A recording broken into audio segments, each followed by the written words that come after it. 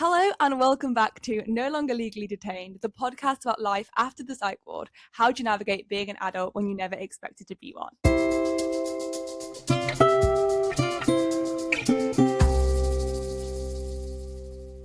Hello and welcome back. It feels like a long time, as I think I always say this. There's always some big gaps between my filming, but I'm really excited today to be joined by a guest, which is so exciting. Like the first guest, and actually this is the start of something very exciting coming to No Longer Legally Detained.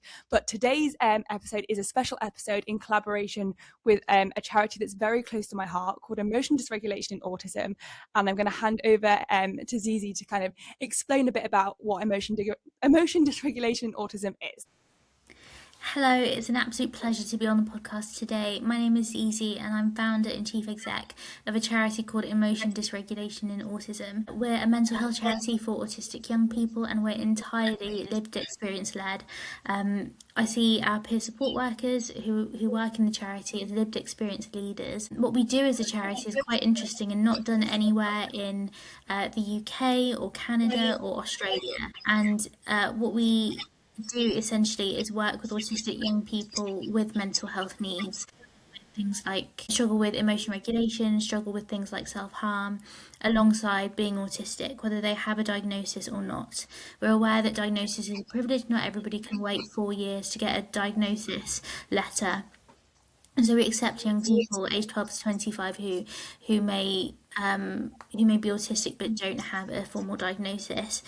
We support them through the power of peer support, which is where our peer support workers have lived experience of being autistic and having mental health needs, and they support other autistic young people in similar positions.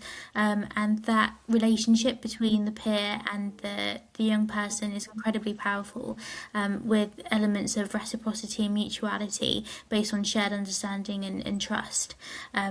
We've found that we've helped 1,002 young people in the last 3 or 4 years, and we've had a lot of impact. It's been to Parliament to campaign about the Autism Act legislative review and a campaign called Lolly's Law.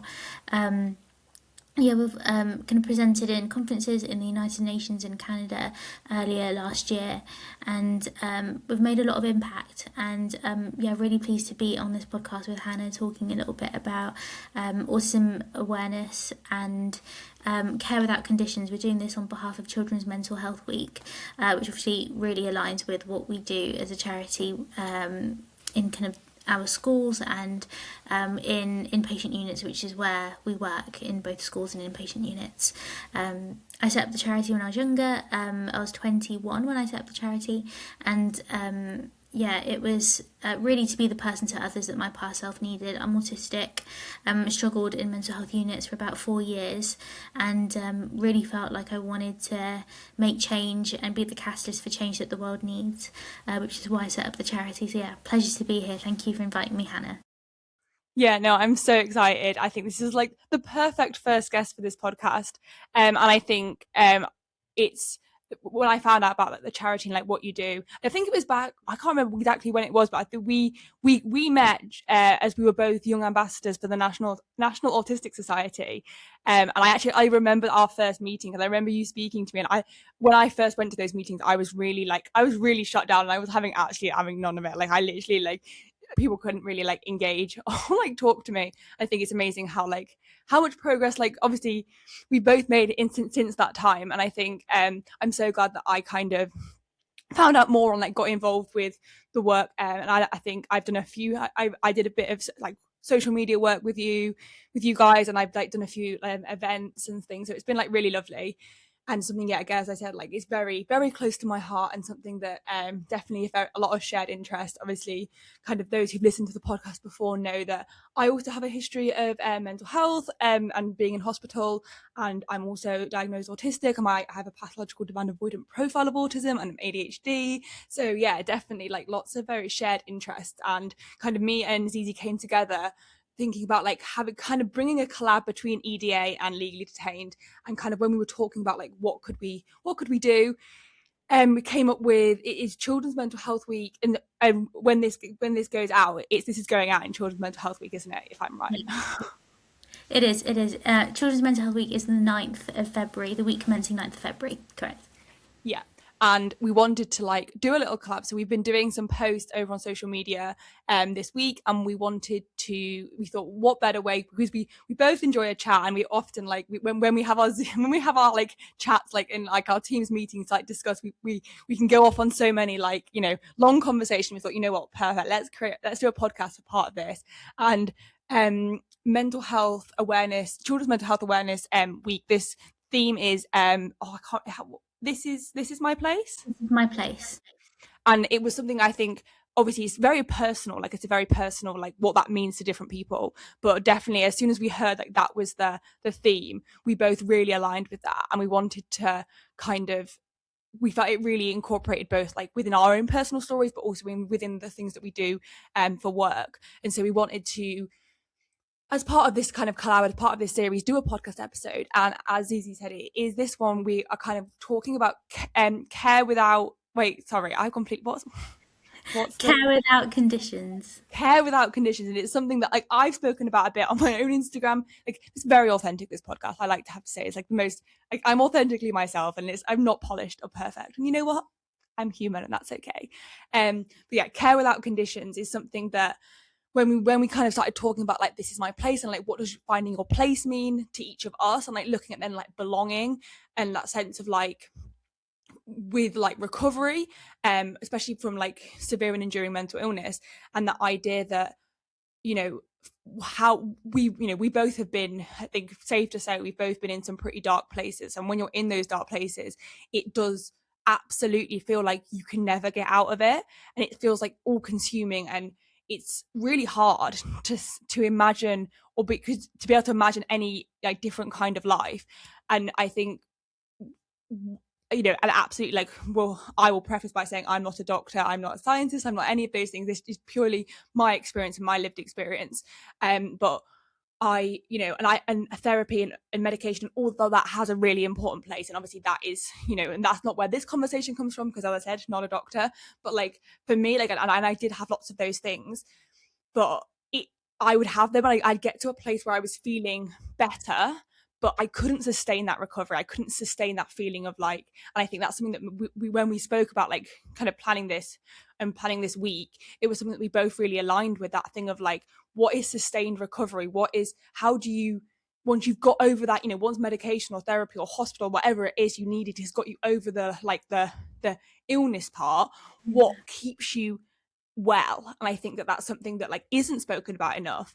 And that kind of then came onto a conversation of around like care, and around the idea of like, obviously both of us having been in hospital, but also I think for me a real thing of like, often connection seems to only be there when you're in crisis or when you're struggling. And as a young person, if it is, we all need connection. We all need to feel like we're being heard, we're being listened to, we're being validated, we've got people in our corner. And if your only experience of that comes from when you're in crisis, it makes perfect sense as to why people stay in crisis, to keep that connection. And kind of that really, we felt like, led into that kind of conversation about finding your place and finding that care regardless of whether you're well or whether you're not well, and kind of keeping that. And I think that was something that we both felt would be a really interesting and important conversation to have. Yeah, no, completely agree. And I think you're so right in that when we're institutionalized in systems, whether that's in like an inpatient mental health system or just community mental health services, when you're institutionalized, you kind of can't see your life beyond that level of risk of like self-harm, of hurting yourself, and trying to end your life. Like you don't see a life beyond that. And that's what this podcast is about, is like, how do we go from that level of being so low to thriving and making change in the world and contributing to society and finding value in ourselves from society. And I know for me, I definitely when I was in hospital, it got me into a place where I was able to function. Like I had medication, I have a depot that I have to take every month to make sure that I stay well. And like, that was just the baseline, that was just functioning level. But actually the real work is, how do you get from functioning to being able to live your life? And for a long time, I think I was stuck in this system, this kind of idea of okay, so I'm functioning, but how do I get what I need from relationships? How can I find connection? And I think when I left hospital when I was 18, I'd been in hospital from the ages of 14 to 18. And when I left when I was 18, I was functioning, but it was actually really difficult to live life. Like I wasn't used to normal. I wasn't used to normal things like normal crockery. I wasn't used to kind of having doors that open and aren't locked all the time, and like small things like that. I wasn't used to, and I say that I was functional, like I could dress myself, I could go to college, I could do all these things, but actually my behavior in terms of relationships was really dysfunctional because I had been conditioned through hospital to say, conditioned through hospital for every single source of connection to be from self harm, and to be from struggling. And so, whenever I wanted connection, I would struggle. And it wasn't, conscious. It was just because I had been conditioned that way to think if you want people to love you and to care for you and to say that they want to support you, you have to be struggling to do that. And that's what I did from the ages of 18 to 21. That's what I did, and it was so dysfunctional, and my relationships were so damaged, and the people around me, I was really hard to be around because of that. And it wasn't until I started therapy when I was 21 it really helped to understand that level of behavior and try and undo it. And it took years to undo.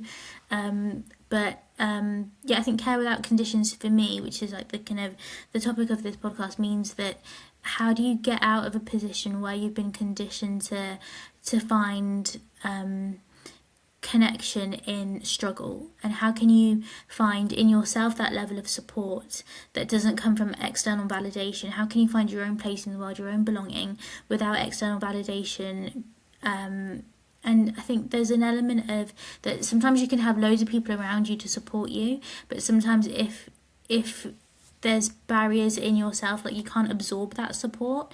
And yeah, care without conditions for me means that like you should be able to find people who care for you outside of when you struggle, like when you thrive, when you, like for me, I won a lot of awards for my work, and that was a stepping stone to me realizing that I don't have to be struggling to be able to have people validate me. And those awards really helped me in that moment to tell me like actually I don't have to be in a place of distress to receive support. I don't know how you feel about that, Hannah. Yeah, no, honestly, I'm just sat here like nodding along because I think it's really refreshing to hear someone else kind of vocalize so many things that I have been thinking, feeling, and also like really relate to. And I think that thing when you literally just then spoke about the fact of like the only connection coming from self harm and coming from struggling is something that is I think is still really taboo. Is something that is kind of like almost people are embarrassed to admit. And I definitely know because obviously we are in a culture where we talk a lot about there's a lot of conversation around attention seeking and what does that mean. And I think actually while we kind of shame an absolutely normal human need to have connection, we're actually completely we're never gonna kind of over like actually start to really get to the root of the problem. And I think I really like honestly could I just it was like you were talking to my heart in that moment because it was that thing of yeah, absolutely. Like especially when you're in hospital, especially when you get to a point of crisis, and then it is that you learn almost like you're. And again, I really relate to that thing you said when like it's not a conscious thing, like you don't even realize your body does it before your brain can even catch up. And I think it's such an important conversation to have though, because I think, and it's having that conversation without bringing any shame or any blame or any of that around it. And I think that's why I was really excited when we were going to have this conversation, because I feel like we're both people who've been there. Like we have been that person. We have been that person who are only, and and that wasn't our fault. We weren't bad.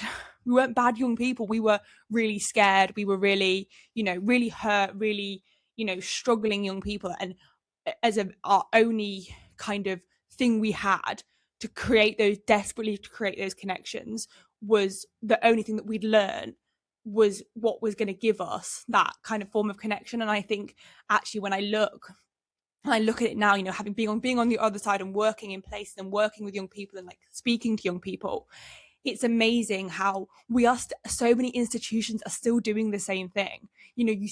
I see it so often where, a young person struggling and they get, the chats from the teacher, or they get the people around them. And then the moment they're no longer struggling, because and absolutely I do, you can see it, teachers, organizations, they're so busy. They're so, and there was always that fear of like reliance. And I think the conversation around the line between connection and reliance is so blurred. And I think actually, like, ultimately, and I do believe that, I'll say, like, I'm not a doctor, I'm not, but I really do believe that no young person, no person is going to want to be dependent forever. Like, and I think that you're not going to create that like lack of dependence by listening to someone, by supporting someone. What you are going to do is that if someone only ever feels listened to when they're struggling, you then create that dependence, because then people only listen. And it's not about, like, again, like, I really want to preface also, actually, because like I say, so ADHD, my brain goes everywhere, but like, it's not about, because I personally really disagree with the method of like ignoring people in crisis as well. Like, I really like I know that that's another like technique that sometimes people use, and again, like, I have my own thoughts on that. I really don't think personally it's particularly very helpful. However, what we're talking about is not necessarily in the moments of crisis. We're talking about afterwards, of like, if someone has been struggling but they're no longer struggling, still making time for that connection, still being interested in who they are as a person. And as you said, like, for you, like with those awards, that time, and like, I think we're both lucky in the work that we've done. And I know that definitely for me, getting into Youth Voice and like having my voice heard was that realization that I am worth being around. I'm worth being a person completely separate to my struggles. And actually, like, when I'm well, people also want to be around me. And I think that often, with mental health, especially when you struggle quite young, it feels as if in your brain, like for me, definitely, that I didn't have any friends before I was poorly. When I was poorly and I was in hospital and I had those connections. I had no connections before. So my brain is going to go, well, you're not worthy as who you were before. Who are you without being unwell? Who are you without being poorly? And actually, or as much as absolutely the therapy, the hospital, the medication all played its part, the biggest thing that allowed me to actually bring sustained recovery was having connections with people, nothing to do with whether I'm struggling or not. People who want to spend time with me, who want to chat to me, who want to know me. And that was just like life changing. Yeah, no, I really relate to that completely. Like, a really big part of recovery is understanding who am I without illness? Who am I when that part of me that has been so prominent for years of my life has been taken away? Who am I without that?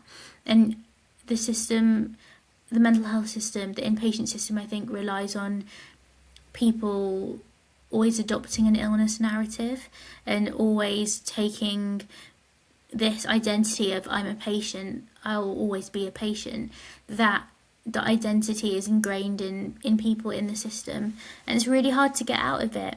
And I do find that what helped me was doing youth voice work similar to you, and like I got involved with a mental health steering group that worked on service improvement. They were called Think for Brum, and there was a brilliant youth worker called Bob, and he was a lifeline for me because he made me realise that he wanted to connect with me, not just when I was struggling and finding things difficult, but actually when I had helped people, when I had spoken to people. Like, he took an interest in me outside of the illness narrative, and like I hold him so dear now, and he's like my uncle, and I don't talk to him every day, but I know that if I needed him, he's there. And like, he took an interest in me.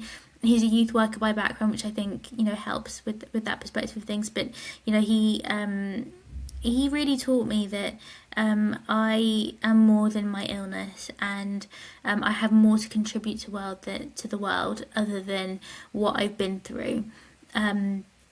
And we talk a lot now. When I met up with him last time, we were talking about how a lot of my journey was about being a patient, and then it was doing advocacy as someone who had been a patient, and that became my identity, being this person that had been a patient but was no longer in that perspective, and that had become my identity, being this poster child for recovery. But now, like, there's other elements to me that I really value. You know, I'm Christian. I love going to the gym. I love running. I'm running London Marathon this year. I love pink. Like, I have an identity outside of, you know, being a patient, and that's where real recovery is. And Care Without Conditions, I think, sums up what Bob was to me. He showed support for me in unconditional positive regard outside of me being unwell. And we met because it was a mental health steering group and everybody there had lived experience, and so that was the basis. But actually it became more than that, and that was the gateway, the door to opening up, to make me realise that actually I was more than just my experiences. I was more than what I had gone through and been through and struggled with and been traumatised with. Yeah. What do you think was your moment, Hannah, where you realised actually I can be, you know, I have an identity outside of being a patient? What was that turning moment for you? I think it's so interesting because like I've been out of hospital since 2021. And I think, you know, I would have spoken probably in 2022, 2023, 2024 that, you know, I was out of that kind of world. But I think now looking back, I wasn't. And I think that, you know, it was, even though I was physically out of hospital, I think definitely those mindsets and that identity still very much was the core of who I thought that I was. And I think it's it's been a really interesting kind of journey for me. It was I think the a really big turning point was for me starting ADHD medication.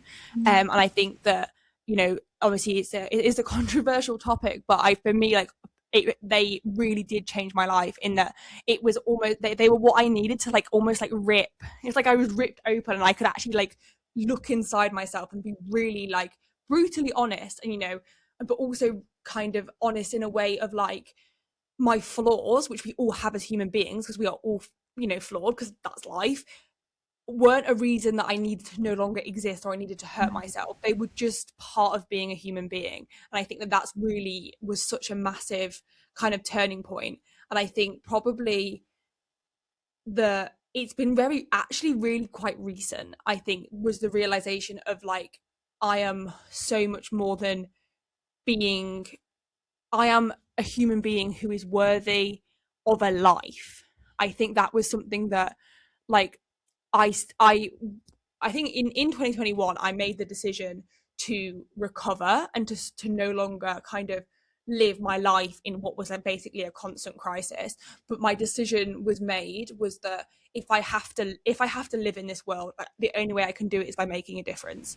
And I will do every I don't want to necessarily be here, but I will be here because I've got to be here. So I'm gonna, you know, just make a difference. And I think, you know, we all need a reason to keep going, and if that is and that was my reason, and I don't think that that was wrong to have that reason.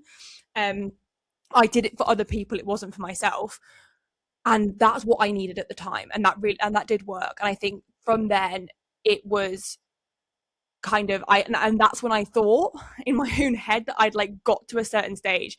But it was, I think, when I moved out last September, moved down to London, and it was that kind of that was that first year living here was not I don't actually not where I live now, but I lived somewhere else first. That was one of the loneliest and hardest times, yet was the turning thing of like, oh my god, you know what, like you are actually a perfectly capable human being. And I think that like I was still so frightened of life and of like succeeding. And I think the big kind of it's so interesting because I think that like I talk a lot about, you know, how recovery is built, not found, and it's like that's the design that I've kind of created as part of this.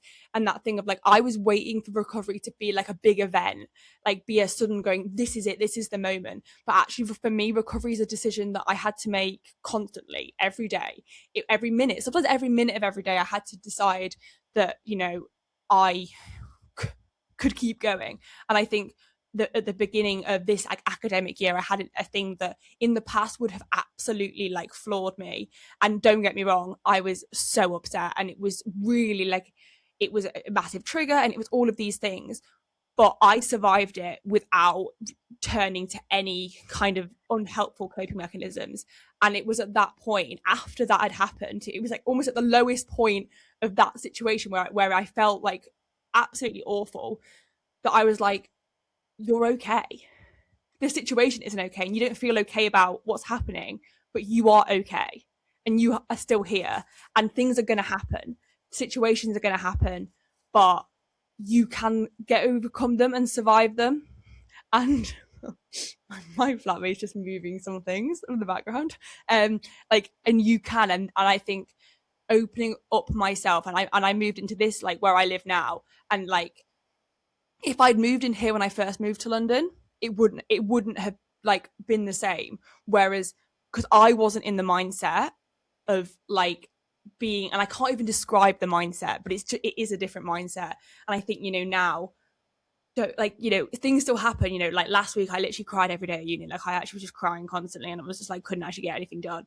But I had the ability to trust myself and the people around me that this was just a moment. And I think, you know, that definitely like making friends with people who are not like me. And I, you know, I'm bringing her up again. It's like some kind of like love interest here, but like my flatmate, like that is again an example of true like care without conditions. Is that, you know, she didn't know me when I was poorly. She's not. I really hope she's had the hat like going, yeah, I'm actually only friends with you because you're, you know, caring the community work. But she knew me for who I am now. And like that thing of, and the same with some of the people at Chicken Shed, which is where I go. Like, they believed in me, and they wanted me regardless of any of the kind of the mess. And I think there are two people specifically. The managing director of Chicken Shed was, I mean, I think that was again such a massive turning point, because while the outside I was a bit of a mess, she saw past all of that and believed in the person that was inside, and she gave me an opportunity to have my own peace in We Are Chicken Shed, which is something that like is, you know, nobody has really. And it was rogue because like everyone else was a bit like, well, she doesn't do anything, she doesn't really join in any of the lessons, she couldn't do the spring show, so why would she be allowed to have this responsibility? And but that was the thing of like her believing in me before I could believe in myself allowed me to then believe and open up myself and open up those doors. And I think that there's no one situation. It's been a slow kind of thing, and it's almost that thing like, you know, when people say like, I never kind of really believed them, of when you look back and you go, wow, like I would have handled this so differently in the past. And I think, you know, actually this past week's been a really good example of like my flatmate's not been here, so like I've been kind of holding the fort. And also like, you know, a few things happened at uni, and like my mindset immediately went back to, it's all over. Like, I, you know, the only way that people are gonna want to be around, like the only way I can get people to be around me is by being really upset and really struggling.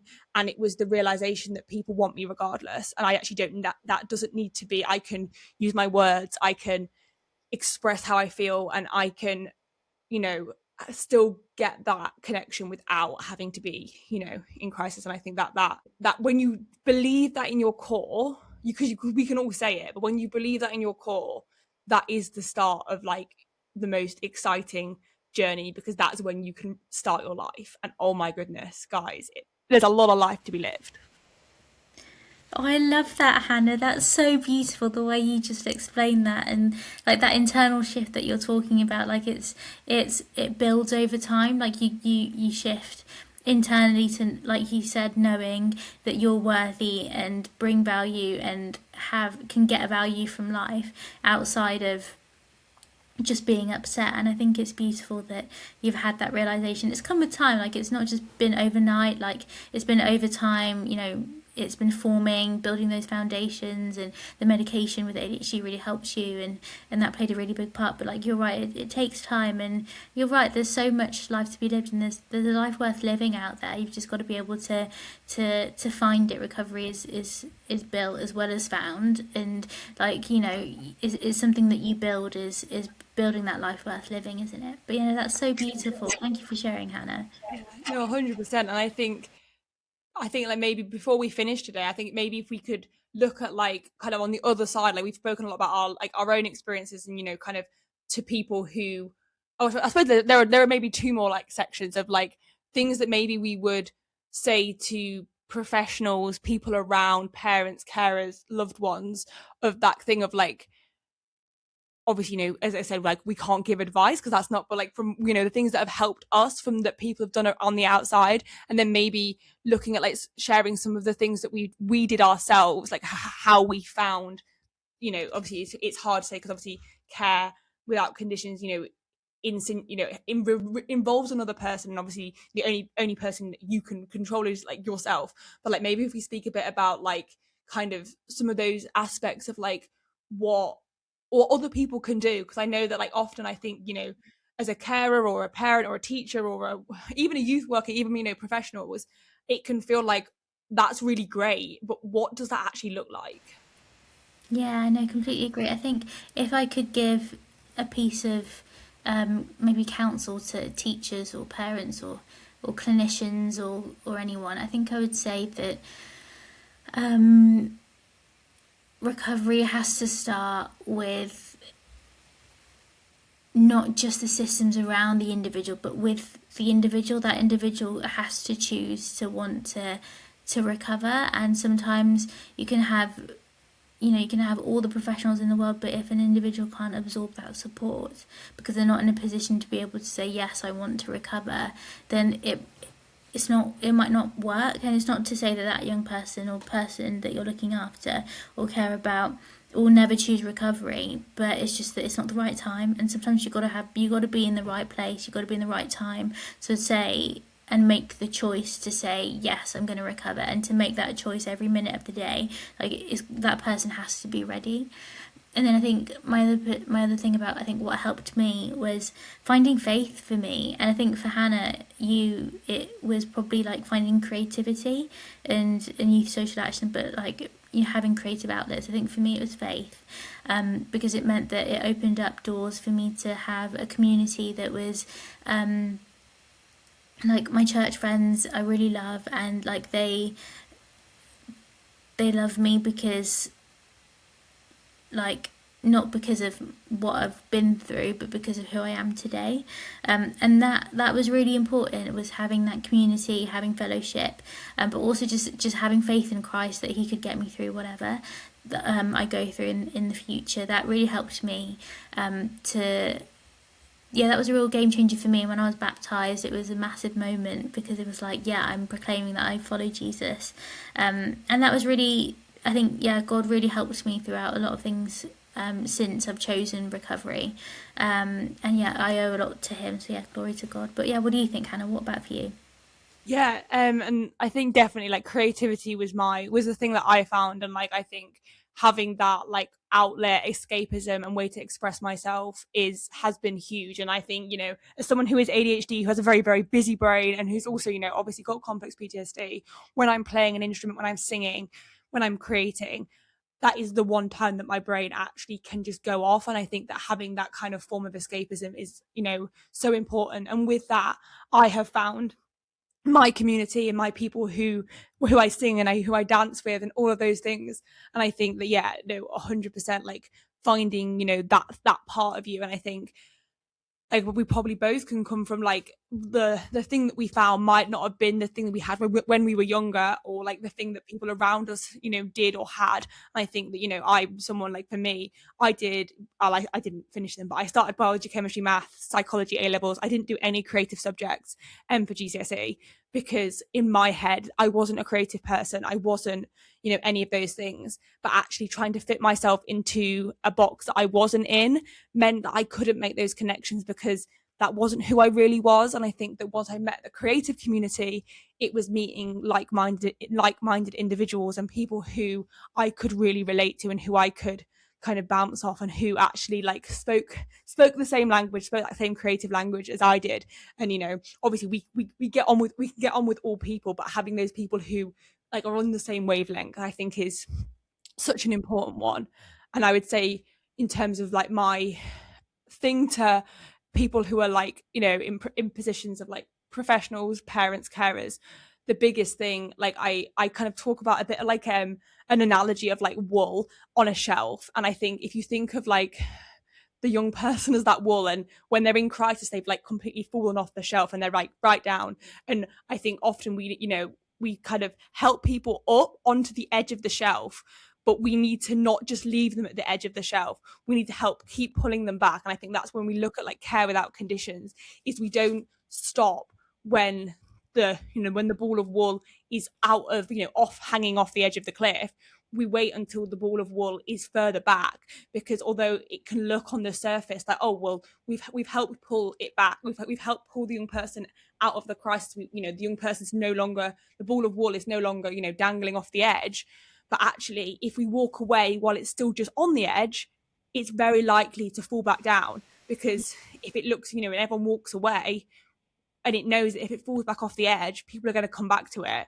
It's, you know, it's human nature. And I think there are so many times that I think that, you know, absolutely, like I wholeheartedly believe what like Zizi said before, of how it has got to come from that young person, and it is frustrating, and you can see it when you're on the outside. Like I now can see it, and I know it must have been how annoying and frustrating it is as the outsider when you can see the potential that someone has and the life that they could lead, and they're not able at that point to be able to do that. And it is absolutely soul destroying. Like don't get me wrong, like I completely do get that.